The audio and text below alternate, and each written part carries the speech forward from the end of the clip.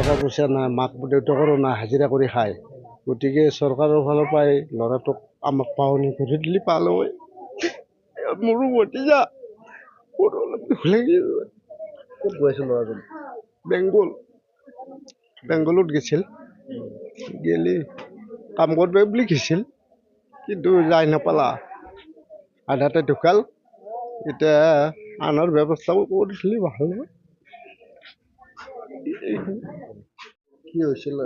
সি মানে যোৱাকালি ৰাতিপুৱা 8টা বজাত ৰঙিয়া ট্ৰেইনত উঠি কেনে সি বেংগলোৰত যোৱা কথা আৰু গাড়ী চলাবৰ কাৰণে। তাৰপিছত ৰাতিপুৱা আকৌ খবৰ পাইছোঁ 3:30 নে 3টা বজাত এনেকৈ গাড়ীৰ পৰা পচি কেনে উগৰি হৈ কেনে পচি, এতিয়া কোনোবা পেলাই দিছে নে পৰি গৈছে সেইটো গম নাপাওঁ আৰু।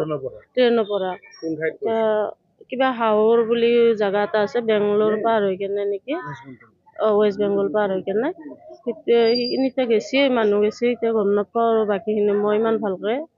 মোৰ ভাইটি হয়, নিজৰ ভাইটি, ৰমাত আলি। মামা এটা গেছি মোৰ, আৰু তাৰে দুটা ফেমিলিও গেছি, একেলগে গেছি আৰু গোটেইকেইটা যাই এটা ডাব্বাতে আহিছিল। মানে চিট পোৱা নাই, চিট কনফাৰ্ম হোৱা নাছিল আৰু কনফাৰ্ম নোহোৱা কাৰণে সেইটো ধৰ বাহিৰত বা হেৰিত আহি কেনেও বহিব পাৰে, সেইটো গম নাপাম আৰু বাকীখিনি কি হৈছে ভিতৰত সেইটো ভালদৰে মই গম নাপাম।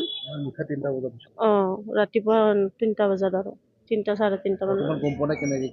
কেনেকে কি হ'ল গম পোৱা নাই বৰ্তমান। এতিয়া তাতে আছে, কিবা ষ্টেচনতে আছে, হাওৰ নে কি সেই জেগাটোতে আছে। মই ভালকৈ জেগাটোৰ নাম নাজানো সঠিক কৰি। তেওঁক লৈ অহাৰ ব্যৱস্থা কৰি আছে বৰ্তমান দেউতাহঁতে।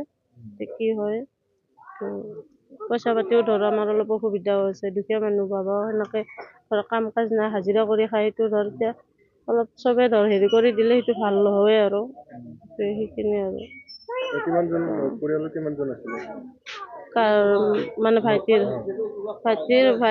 বিয়া পাতিছিল, সি কম বয়সতে বিয়া পাতিছিল। মাইকীটো গুচি গৈছি, 5টা বাচ্চা আছিল, এটা মাইকীটো বিক্ৰী কৰিছে, আৰু 2টা তাইৰ লগত লৈ গৈছে, আৰু 2টা আমাৰ লগত আছে। ছোৱালী এটা ল'ৰা এটা আমাৰ লগত আছে, আৰু মা দেউতাৰ লগত থাকে আৰু সি এনেকুৱা।